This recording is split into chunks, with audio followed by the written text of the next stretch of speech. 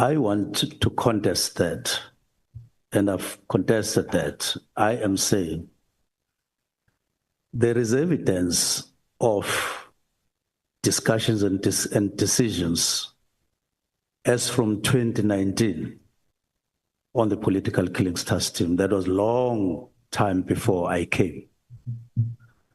It took the form of a new organogram with specialized units in subs, which were meant to focus on specific issues regarding crime,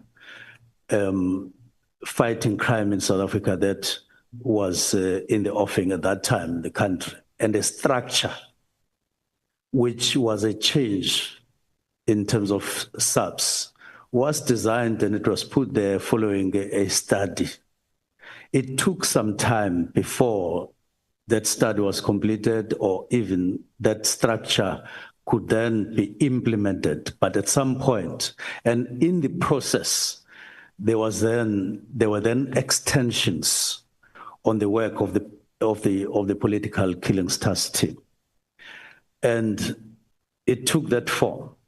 But there was already a view, a very strong view, that the political task team, National Political Killings Task Team, is a temporal structure. It's not a permanent feature in the constitution, in the organogram. Even at that time, as early as that time, 2019, a year after the political killings task team was there, and long before I came. And then the structure was there. And then last year, we'd start discussing the organogram. And we pull up everything, all the things that I'm talking about. And we come up with the organizational structure. And this organizational structure bears features of what had been discussed in the work study from 2019 to a great extent. I even said, take note of the fact that the new structure that has been signed, which we started last year, has ORS. Take note of that. Separated now from VISPOL, and that's a new development. But they did say it was at one point there, but they did away with it. And I said, take note of the fact that we've removed the police inspectorate in the new organogram. And take note that there is political killings task team as a subunit in the new organogram, just like it had been recognized during the work study that you must have units now in a coordinated way. The signed organizational structure, if you have it now in the form that it is, but you keep the current structure, or you keep the team, the National Political Killings Task Team, you will overstretch, irresponsibly overstretch your budget unnecessarily. That's one. You will duplicate functions within the organogram. 3, you will have people who will not be used or will not be utilized. Now, these are people called people within the serious and violent crimes unit, which has been created. And it will have an impression, it will also overlap to organized crime unit, which is there, but you still keep one other temporal structure outside the organogram, which is approved and which is budgeted for. And my argument is that it will not be responsible. It will not be rational to do so, because the structure already provides for that. And worse, it provides for that, including in the Eastern Cape, including in the Western Cape, including in Gauteng, not just KZN, the 4 provinces that are heavily affected by crime. So you won't have to take 10 people from KZN to go and assist in Gauteng. You will not have to have Fort Hare incidents, Fort Hare-like incidents, and then you go and say, I'm borrowing people from KZN. Why would you do that? You will have a sustained and sustainable organizational structure operated by us at a national level.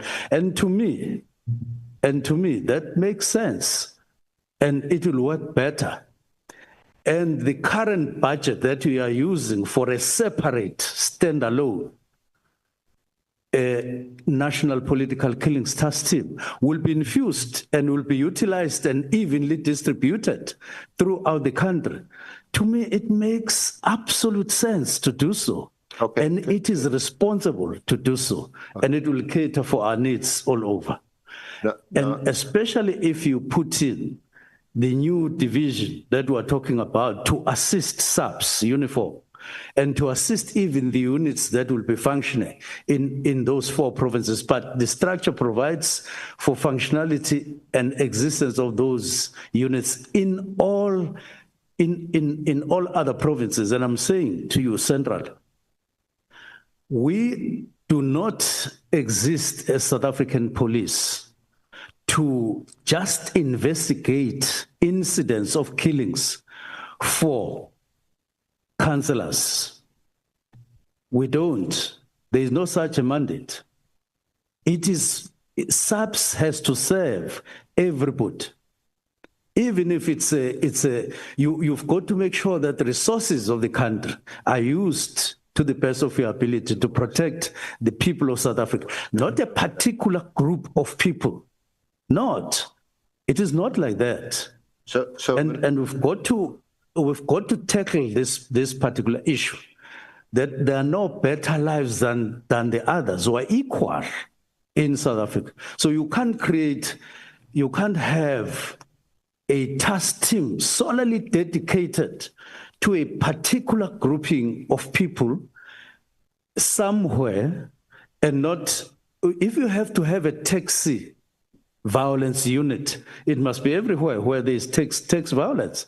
And this structure is designed to have just that. You're not going to have a structure for taxi people in Mpumalanga alone, and you say, whenever there's taxi violence in Western Cape and also, you will borrow people from there. And I'm saying I'm answering to the imperatives of the 7th administration, and that is what it says. And they're different from other imperatives in any other term. So I am here to share information and to the best of my ability, what I've come to understand in terms of my responsibilities, not just to justify what I found there, but to change and make things better.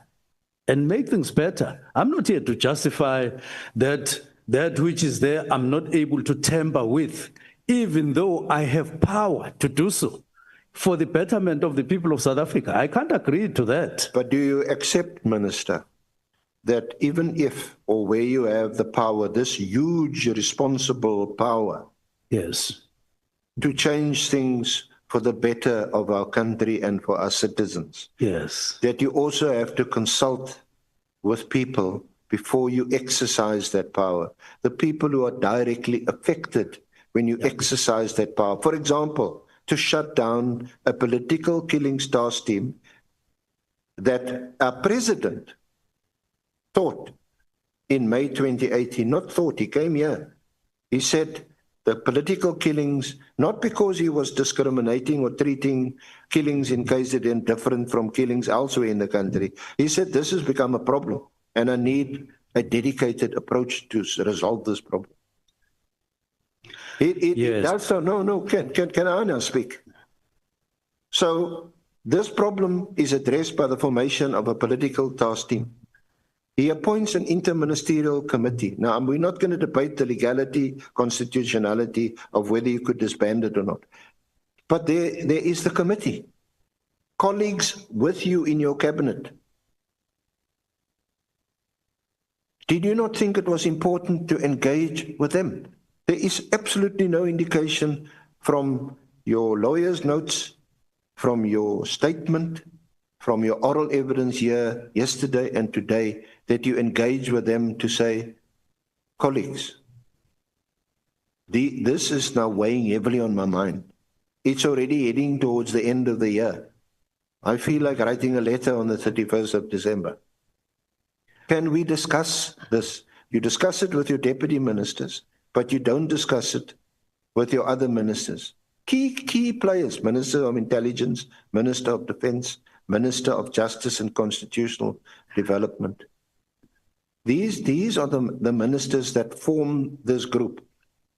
So even if it's a political structure, and even if the task team, according to you, were acting under its direction and it was a political issue, even more reason why you should have consulted with them and engaged with them. Why didn't you? Now, just a question first. Are you suggesting that we must ignore the meeting of the 1st and the meeting of the 22nd and remove it from my evidence, that it doesn't exist, even though I say it does exist? I'm not going to remove anything. Okay.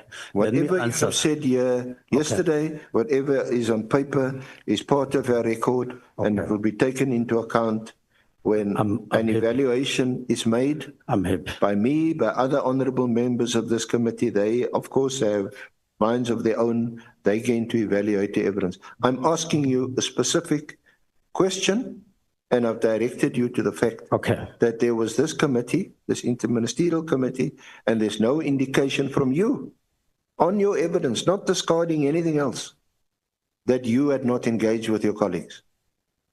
I am happy, Senior Counsel, that you recognize the meeting of the 1st of November. I am happy, Senior Counsel, that